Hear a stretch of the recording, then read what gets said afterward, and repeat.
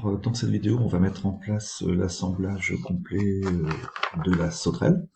Donc, pour cela, je vais faire un nouveau fichier qui est un fichier assemblage. Alors, ce fichier assemblage, je vais tout de suite l'enregistrer au bon endroit. Donc, je vais récupérer mes pièces. Voilà, je vais le mettre ici. Voilà, donc je vais l'appeler sauterelle. Alors, il faut l'appeler, par exemple, pas sauterelle. Voilà. Et donc, maintenant, je dois aller naviguer pour récupérer mes pièces. Donc, en fait, en cliquant sur la petite maison, on arrive à l'endroit où j'ai mis le fichier. Moi, j'ai toutes les pièces sont dans SE pour étudiants. J'ai mis le fichier assemblage un niveau au-dessus.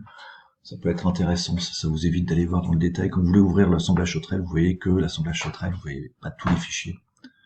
Voilà, c'est une façon de faire, mais c'est pas une obligation. Et là, on a plusieurs assemblages qui sont proposés, le bâti, la biellette, etc. On va commencer par mettre en place le bâti, comme c'est indiqué dans le sujet, parce que le bâti, c'est la référence. Et le premier assemblage que je mets en place ici, ça ne bouge pas. Donc cette pièce-là, elle est fixe, et c'est les autres qui bougent par rapport à cette pièce-là. Après, je vais les récupérer, différents éléments. Je vais prendre la biellette, je vais prendre le levier, et je vais prendre le tampon compresseur. Voilà. J'ai mes différents éléments. On se rend compte que on a les axes qui sont déjà en place à plusieurs endroits. D'accord. Le tampon compresseur, il me manque le bras, voilà. Voilà, je me suis compris. Et le tampon compresseur ici n'est pas utile puisqu'il est intégré dans le bras. Donc je vais supprimer l'assemblage tampon compresseur. Voilà. On voit que les axes sont déjà intégrés. Donc il n'y a plus qu'à mettre en place les axes, entre guillemets, au bon endroit. Donc il faut faire attention à vos points de contact. Je vous rappelle que, alors, la sauterelle, ici, là on a, au niveau de la goupille, on a la partie arrière. Je vais tout de suite mettre en place le levier par rapport au bâti, donc c'est la liaison que vous avez à cet endroit-là. Allez, donc assembler l'axe sur cet axe-là, et puis je vais mettre le plan de contact qu'on a ici, sur ce plan de contact qu'on a ici. Je reste cliqué en sélection des surfaces et je vais pouvoir bouger ma pièce pour la mettre à peu près à l'endroit que ça m'intéresse. Je vais la mettre dans la position à peu près à 40. Alors, je vais me mettre un peu vertical, voilà, pour pouvoir sans problème voir ce trou que vous avez ici. Autrement, on risque d'être un petit peu gêné.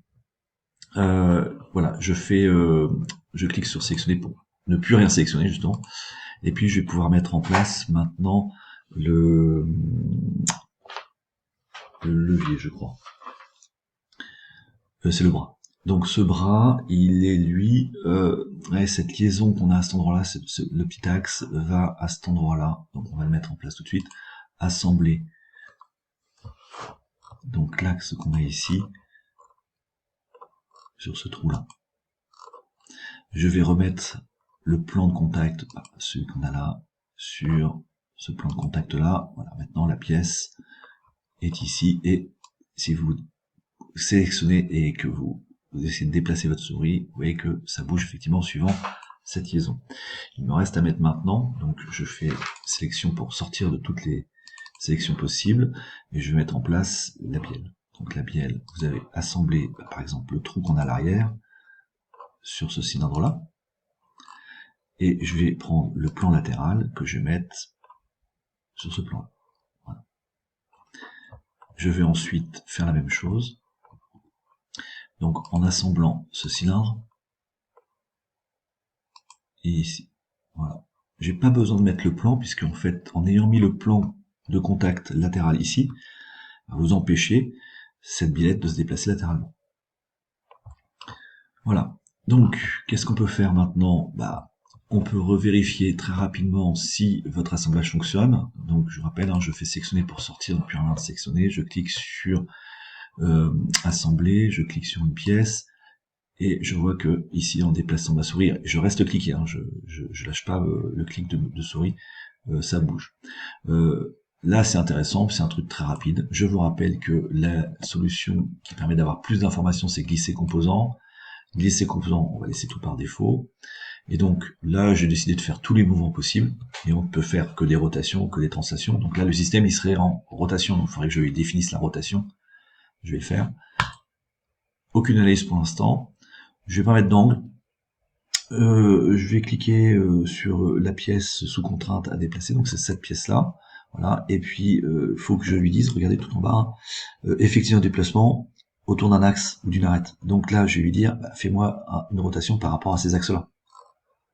Et maintenant, j'ai plus qu'à louper. Voilà, je reste cliqué et bon, c'est pas très pratique. Je suis trop zoomé. Voilà, je reste cliqué et je vais pouvoir avoir mon déplacement.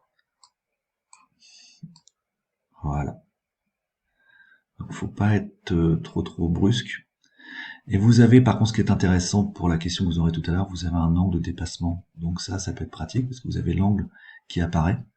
Et donc en fonction de l'angle de départ, donc là il faudrait que je me mette peut-être en départ avec un petit contact de tangence entre cette partie-là, le plan que vous avez et la goupille. Et en mettant un plan de tangence entre ce plan ici et cette goupille, j'aurai mon point de départ. Et après je pourrais faire bouger mon système de 10 degrés en 10 degrés. Donc ça pourrait être assez intéressant. Si vous mettez un angle de 20, vous voyez, je peux mettre les valeurs. Donc on va voir ça par la suite, hein, comment on va pouvoir répondre à la suite de la question dans une autre vidéo. Voilà. Allez, à bientôt pour la suite.